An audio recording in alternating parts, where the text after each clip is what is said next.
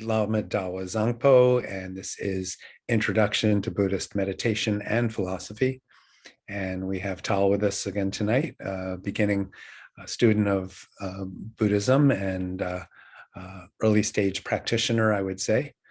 And he comes with beginner's mind, which is great because that means lots of really good questions.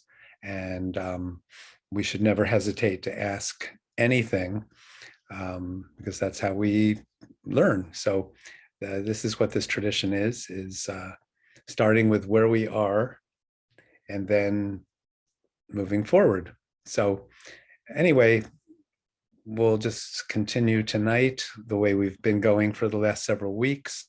Anybody that wants to look at old videos, you're welcome to do so, of course. And also, as always, if you have any questions, comments, anything like that, please feel free. You're warmly invited to come forward with your questions. So, okay. Tal, we've been talking about meditation the last few weeks. Prior to that, we were really talking about the context of meditation in the greater picture of Buddhist teachings and Dharma. So it's sort of the set and the setting. So I'm going to turn it to you and see if you have any questions since we met last week and you've been meditating, I think, and practicing this last week. So before I even get into that, please like, subscribe, share. It's the best thing that you could do. Comment below with your questions. I have been meditating every single day. I haven't missed one session. Good. I've done 10 minutes each time. There was one day that I actually did it twice because I forgot that I did it, and then I did it again, and I was like, oh yeah, I did meditate. So that was fun. What I did notice in this last week of doing it very consistently is noticing the cloud of thought. The way it almost seems like a muted field that I'm trying to break through, where I notice that it's there, but I'm not actively fighting against this clouded thought thing that's trying to intrude on my focus. But I noticed it more this week than I have in a long time. So that's where I'm at with the meditation itself. And do you experience drowsiness, tiredness, or that your mind is too active? Or what's the basic sort of theme or feeling of your practice, would you say? I have not felt tired at all. I do feel pretty, I would say active, but it's that thing where it's a constant fight against my thoughts. So I am, I'm very awake and aware. So it's good. I'm not feeling drowsy. I have had that. I think I've told you this before. Initially, when I first took up meditation a long time ago, it was in order to help myself go to sleep, right? So it's funny that that's how I started using it. And now that's not the purpose of it at all. But it is very useful if you do want to go to sleep and have a hard time doing it. Okay. It is something. Yeah. Okay, good. And do you feel that you could start to extend more than the 10 minutes? Would that be beneficial, or what do you think?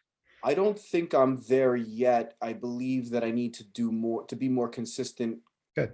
For a longer period of time for it to be more solid before I start upping the time frame. That's a very good response. Okay, good. You mentioned fighting with your thoughts, I think was the words you used. Yeah. So maybe we could talk about that for a few minutes. Okay. Because that's a common experience. And you may recall that I had mentioned last time that we're not supposed to fight with our thoughts. Of course, that is our instinct. We have this sort of concept that, oh, I'm meditating. That means I'm supposed to get rid of my thoughts. As I've said before, it's a losing battle. You can't get rid of your thoughts. And the more you fight it, sort of the more strongly they will resist. And so it's kind of counterproductive in a sense. So to learn to, you could almost say, coexist with your thoughts. And sometimes I use terminology like give them dignity. Your thoughts are allowed to have their own existence, that's actually a more skillful way to relate to our thoughts. And actually, the larger picture of meditation in the Buddhist context is learning how to relate to the thinking process. In other words, to relate to how our mind actually is working. And obviously, thoughts and thought generation is, well, it's inseparable from how our mind works. That's what minds do. Minds generate thinking. So we're not trying to get rid of thoughts. It's just, it's not even the point, actually. So we do come into this with that sort of notion. I know that's completely very, very sort of normal and common. But this is a slightly different approach, a little bit radical, perhaps. And that's why I'm making a point about this. The idea is to notice the thoughts and notice that you're thinking, and notice, therefore, that you're actually focusing on thought rather than the object of meditation, which is not thought. The object of meditation is, at least the way we're practicing it, is watching the breath, the in-breath and the out-breath, and even the in-between in and out breath, and just noticing it. So we use terminology that's very important, like bare awareness, bare attention. So not embellished, not complicated, bare in the sense of very, very simple, bare bones, just very simple, very basic, just noticing it and not doing anything about it, not having to like try to change it. This is going to become more clear and more important later on when we do Vipassana, insight type meditation, and when we start to actually work with things like we call the nature of our mind, because that is not something that we need to fight with or wrestle, and it's something that's ever present, always here, and basically always the same. So this is kind of a preliminary stage of learning how to just let the mind naturally quiet down. That's a key important term there, naturally settle down, not forced, not trying to make it settle down, not making it happen in a sense. Allow it. Just be this is about being very gentle with our mind. Minds are like a wild animal that's very skitterish, and if you try to kind of, if you're a little too quick movement and too aggressive with it, of course, you're going to scare it off. You have to be very slow, very calm, very sort of reassuring and gentle, and that's a form of showing it respect. It's part of who you are. We don't need to fight ourselves. In a larger sense, we're already very much in a divisive kind of situation, between ourselves and our thoughts, between ourself and other, between ourself and the external world. We have plenty of divisiveness. This is, we could say this is a healing into wholeness, a little bit of sort of a new agey cliche, but it's true.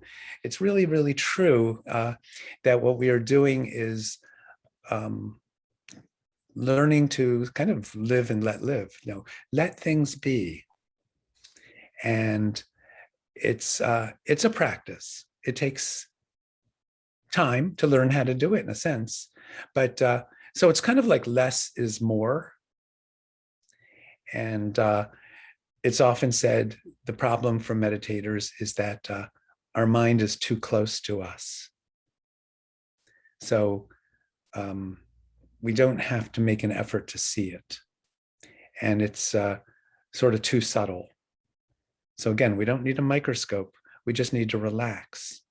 And as I've said before, the notion of shamatha meditation, which is really what we're working with here at this stage of using the breath or an object, it could be a visual object, is to let the swirling sandstorm of thoughts, just let the sand come back down to the floor of the desert, just let the thoughts, let them be, give them that dignity, that sort of respect to just do their thing.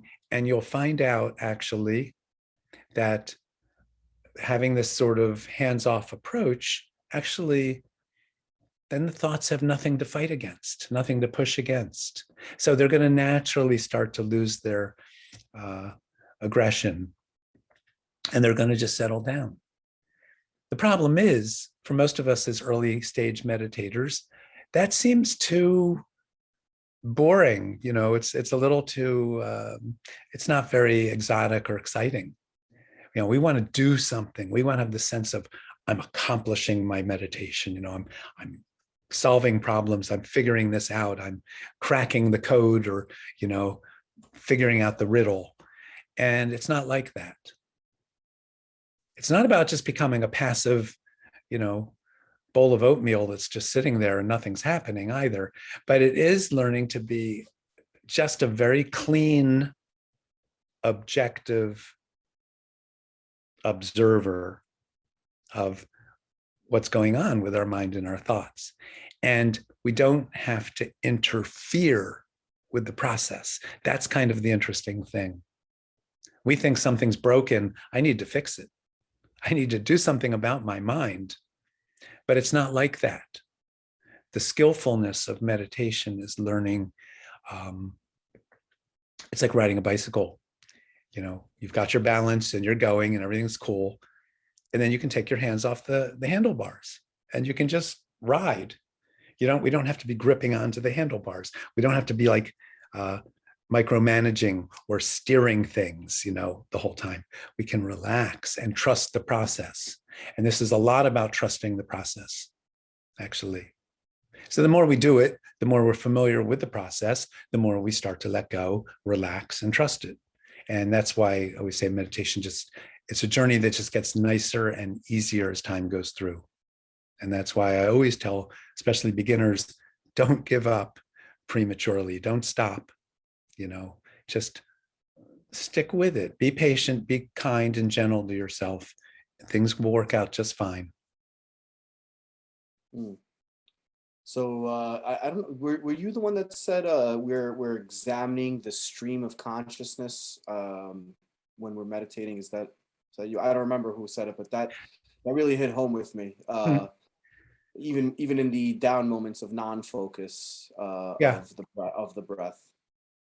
Well, I'm not going to take credit and say I said that. I've said similar things, perhaps, but yes, we're just observing, whether we want to call it the stream of consciousness but even that's a concept. I'm examining the stream of consciousness. The stream of consciousness is a concept. We're really just observing what's unfolding, what's going on. We can call it stream of consciousness, but just the thoughts that come up. But really don't even focus too much on examining. That's later. That's vipassana. This really, to stay content and not get ahead of ourselves. That's a form of neurosis, of impatience, Let's just stay with, really just keep coming back to the object of meditation. Really what meditators need to do is learn how to keep the mind just present, just focused. And it doesn't mean using analytics and concepts and trying to fit things into sort of a conceptual box. So, I'm observing the stream of my consciousness. That can become a very subtle sort of conceptual image in one's mind as a meditator. And then we're constantly checking, am I doing that? Am I observing the stream of consciousness or not? That already is a distraction, frankly. So what I emphasize, and this is in this lineage, this tradition, is one simple word, and I already said it: simplicity. How simple can we be? Because we've already got complexity figured out and nailed down. We are educated Westerner people, We're really good with complicated stuff and figuring things out and intricate thinking and all that kind of stuff, analyzing stuff to death. We're great at that. Let's learn how to become simpletons. Sounds nice. Well, it is actually very, it is, you could say, relaxing. It's a vacation from just the, mental gymnastics and just working. I mean, our minds just go, go, go. If we had electrodes measuring brain waves, we would find out in a accomplished meditator, the brain waves are actually much less. They're slowing down. And again, it's the idea that we don't need all our neurons firing at once. That's fight or flight. This is what we're hardwired for through millions of years of evolution, right? Is what's dangerous in my environment, stuff like that. We're hyper vigilant. This is meditation. This isn't about being out in the, in the forest and worrying about a tiger or something. This is just learning how to relax in the big picture of thoughts coming and going. Yeah, and the point is thoughts will take care of themselves. We don't have to do anything about our thoughts. That's really an interesting notion. So we can give ourselves permission to not fix things. That's amazing. And this kind of comes back to this full circle to like the penultimate concept of Buddhism, which is we're already enlightened. It's just covered up by those thoughts. Let the thoughts settle down and some clarity kind of from within will emerge, will surface. You'll be able to see more clearly, which is the real point of Dharma, of Buddhism, is to get to clear seeing, which we could say is insight, which we could say is the gateway to wisdom. Not knowledge, wisdom, huge difference, obviously, right? So we want to become not knowledgeable, not scholars. We want to become wise. And more than that, we want to be wise and with a beautiful heart, with a full heart, wise and loving. It's the best of both worlds. That's everything. I can't think of anything missing there. If we are wise and loving and compassionate, that's the full shebang. That's what Buddhism promises us. That's what any authentic spiritual tradition should have on the menu. Makes sense. I like the notion of simplicity. We live in such a, and I don't think this is, it wasn't so long ago that this was started to be the case, but we're in an ever increasing complex world. And it seems that we're inundated with all this, on our day-to-day basis, we're inundated with information, with advertising, with desires, with what we're required to do in society and all these things. So the idea of simplicity is something that's actually very alluring. Oh, you're right. And it's kind of our true nature.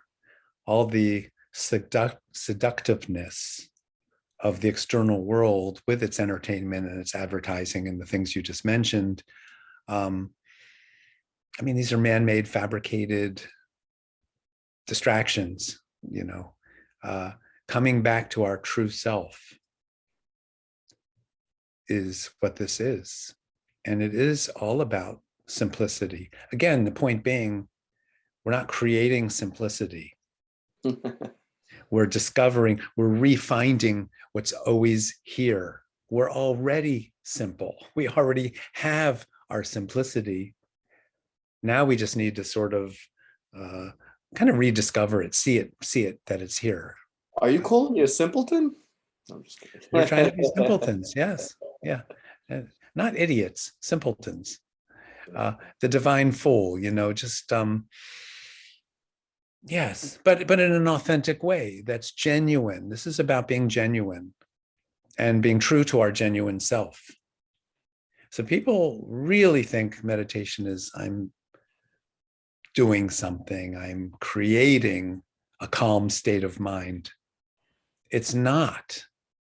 We're not creating a calm state of mind. We're just seeing the calm state of mind that's already here. And that's hugely profound. And it takes most people, at least for myself, it took quite a while to discover that obvious fact. But when you discover it and really see it and experience it for yourself, it's so refreshing. It's so affirming in a sense, And it's confidence inspiring. Because, as I say, then you know what you know. It's not because you read it in a book or heard it from a teacher. You know what you know. And that's where real confidence comes from. Because no one can take that away from you. If you know what you know, that's it. True. So the point, like you said in the beginning, is about consistency of practice. It's not a quick, easy thing necessarily. Just we develop our patience muscles of, which really means not even having expectations that I'm going to achieve such and such. I'm going to achieve simplicity or whatever we think we need to tell ourselves.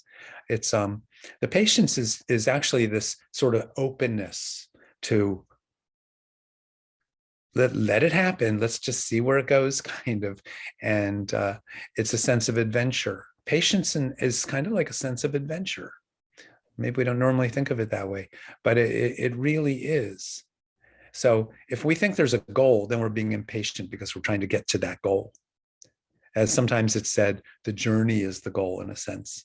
Just enjoy the journey. Just enjoy the practice, appreciate it. For myself, be grateful for it. And that's it. I'll do that. It's delightful beyond words, you know. It's like you said, peace, you know. Give peace a chance. Yeah, life's a journey, not a destination, as they say, right? That's the adage. Yes. All right, this is a good journey, and it is fun when you're in these meditations. You know, you're even if I use the word fighting, I might not be the right word exactly, but it is interesting to see that you're when you're trying to focus. I don't know if it's an ego thing or what it might be that's pulling you out of that focus constantly. It's like trying to, and it's almost like I don't want to, like a video game in a sense. Like I'm pulling towards what I'm trying to do, and it's almost like a third party trying to pull me out, even though it's myself. So it's fun. Okay. It could be fun. Yeah. Well, it's we can let ourselves be delighted. You know, it's interesting. And I've told this story before, but a student once asked me, said, Lama Dawa, are Buddhists allowed to have fun? And my reply was, well, first of all, sure, of course, but the better answer is, we're not after fun, we're after happiness, which is a deeper, more stable, longer lasting state of mind. Happiness, kind of contentment. I mean, fun, you know, go to the amusement park, you know, or whatever, and have quote fun. But fun are just, you know, temporary experiences that come and go. And yeah, fun is great. But to have inner contentment, inner happiness, inner peace of mind, that's far beyond an experience of fun. So, like I said, with meditation, if you keep beginner's mind, you can constantly be delighted.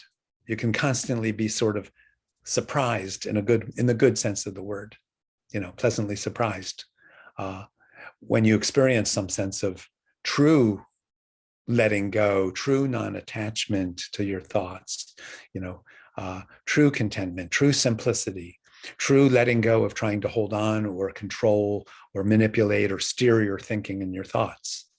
When you let go of all that, what you're left with is this sort of very natural,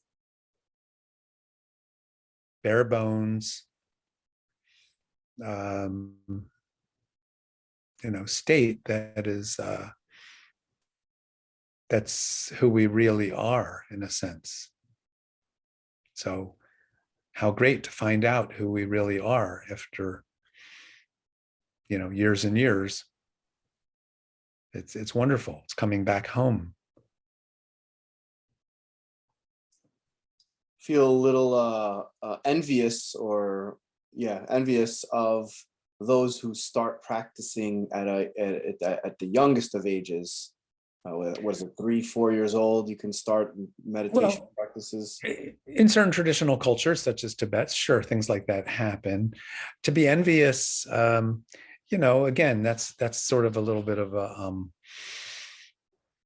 it's loaded in the sense of then we're not honoring ourselves. We don't have to be particularly envious. We can appreciate, but more than starting at an early age, how about starting in past lives and having done this for a long, long time? That's really what this is about. And frankly, people that are watching this video, you probably have some prior experience, some familiarity, some connection, or you would have no interest in being here in the first place, most likely. But again, that's sort of irrelevant in a sense. Keep coming back to be here now. Just here we are. I never think about past lives and all this kind of stuff. It's to me, that's just a parlor game, hocus pocus. Let's just be here now, work with what our current situation has brought us to. Here we are. And if we've received sort of authentic teachings and sort of guidelines and guidance and so on that we have confidence in, and we can trust that is not deceiving us or, trying to sell us a bill of goods, as they say, or something, then we go for it. Don't look a gift horse in the mouth, as they say, or there's all these sort of cliches. But work with what we have, which is a really beautiful opportunity.